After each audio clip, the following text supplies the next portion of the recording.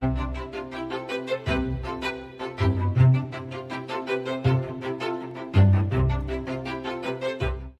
warahmatullahi wabarakatuh. Nah, sekarang kita masuk ke pembahasan. Di pembahasan itu biasanya ada apa sih gitu ya?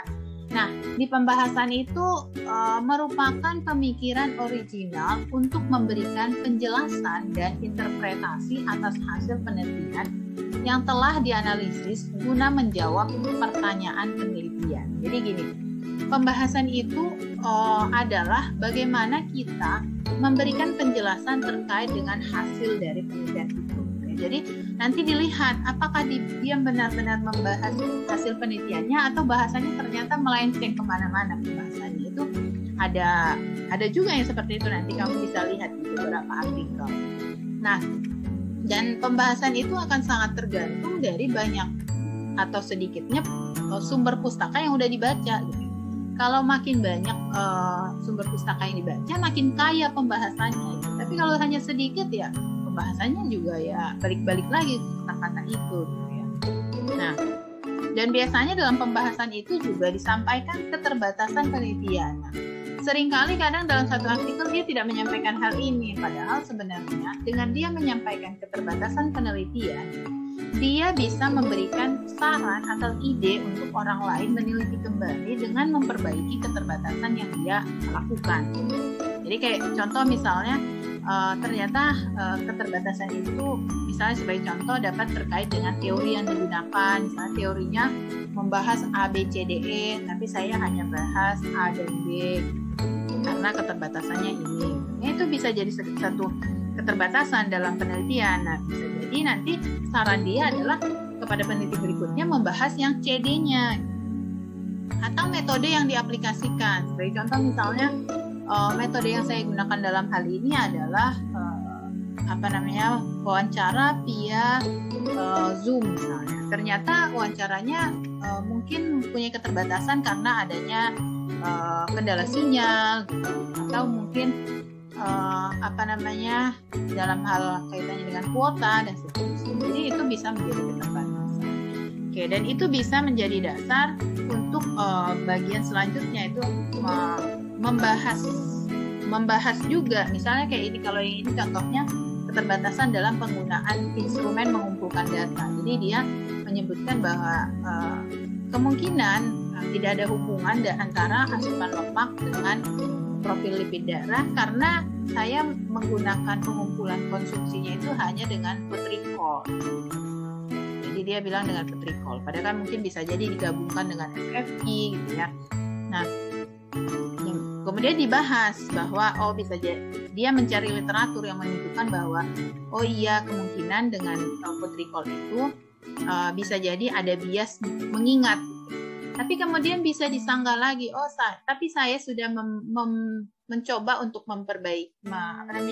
mengontrolnya dengan melakukan petrikolnya 3 kali. Jadi 3 kali itu nanti disebutkan lagi sumber bahwa dengan melakukan pengukuran 3 kali diharapkan datanya itu sudah bisa menggambarkan asupannya. Itu bagian dari salah satu pembahasan. Bisa jadi nanti di dalam beberapa jurnal kamu akan ketemu bahwa dia membahas dulu terkait dengan keterbatasan ini.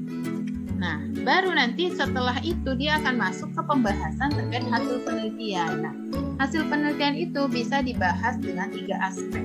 Jadi ini yang pertama aspek teoritis. Jadi kalau aspek teoritis itu ya dia lihat secara hipotesis dia terbukti berhubungan atau tidak terbukti berhubungan. Nah, dia bahas ini dengan kalau dia aspek teoritis dia katakan misalnya bahwa ada hubungan antara asupan lemak dengan profil lipid sesuai dengan teori si A. Nah, itu kajian teoritis. Tapi ada kajian empiris. Nah, kalau kajian empiris tadi kan sesuai teori A. Tapi kalau kajian empiris dia katakan dan pada beberapa penelitian juga menunjukkan ada hubungan penelitian si A, penelitian si B, penelitian si C. Nah, itu kajian empiris. Jadi dia banding, merujuk pada penelitian terdahulu. Jadi nanti biasanya memang ada yang tidak ada aspek kajian teoritis karena memang nggak ada teorinya. Sebagai contoh lah kayak tadi hubungan asupan lemak dengan profil lipid. Itu tidak ada teorinya. Misalnya teori kalau dalam teori perilaku kan ada teori Lawrence atau teori HBL gitu ya, self belief model gitu. Tapi ini tidak ada teorinya, ya sudah, berarti yang dikaji adalah aspek kajian empirisnya, bandingkan dengan beberapa penelitian sebelumnya. Lalu kemudian dibahas, sesuai dengan potensi A, potensi B, dan potensi C, baru disampaikan. Misalnya kadang dia alurnya seperti apa, asupan lemak itu bisa kaitannya dengan kolesterol, jadi dia dibahas bagaimana metabolismenya, itu bisa menjadi aspek kajian empiris di dalam satu pembahasan. Dan kadang kalau suatu penelitian itu ternyata nggak berhubungan, itu si penelitinya itu bingung, apa yang mau saya bahas kalau nggak berhubungan, padahal sebenarnya bisa jadi kita bahas dengan penelitian-penelitian sebelumnya dan yang mana dia sudah memberikan argumen kenapa penelitian dia itu tidak berhubungan. Itu bisa juga tindakan seperti itu. Dan kalau misalnya dalam tahapan kadang kan dalam satu alur mencari sumber, biasanya kita cari sumbernya itu yang menyatakan ada hubungan ya. Tapi ternyata setelah selesai penelitian kita nggak berhubungan, ya cari lagi literatur baru yang menunjukkan bahwa tidak ada hubungan. Itu berarti memang mencari literatur itu terus-menerus, baik dalam penulisan pembahasan juga harus terus dicari rujukan yang sesuai dengan hasil penelitian.